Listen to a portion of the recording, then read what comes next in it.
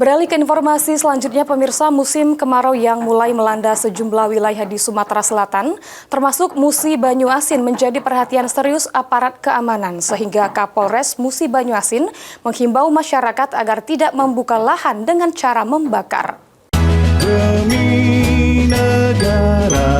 Menghadapi ancaman kebakaran hutan dan lahan selama musim kemarau, Kapolres Musi Banyuasin AKBP God Parlas Rosinaga meminta masyarakat untuk tidak membuka lahan dengan cara membakar.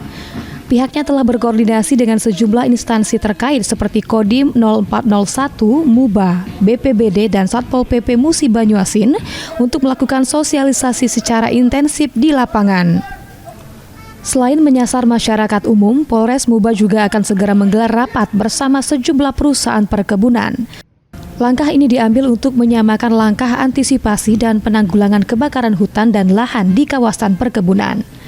Pihak Polres Muba menegaskan, penegakan hukum akan dilakukan jika ditemukan pelanggaran, baik oleh individu maupun korporasi, guna mencegah terulangnya bencana kabut asap seperti tahun-tahun sebelumnya.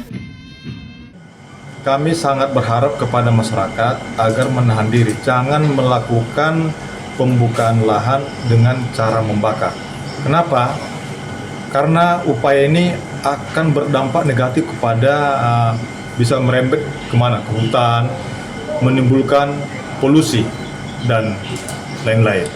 Dan manakala nanti kami temukan masih ada lahan-lahan yang dibuka dengan cara membakar, kemarin kami sudah tegaskan kepada Satgas Karhutla Kabupaten Muba, kita akan lakukan status quo polis lain di daerah itu, dan kita akan lakukan pemeriksaan kepada pihak-pihak yang melakukan tindakan tersebut. Ruzi Iskandar, PAL TV.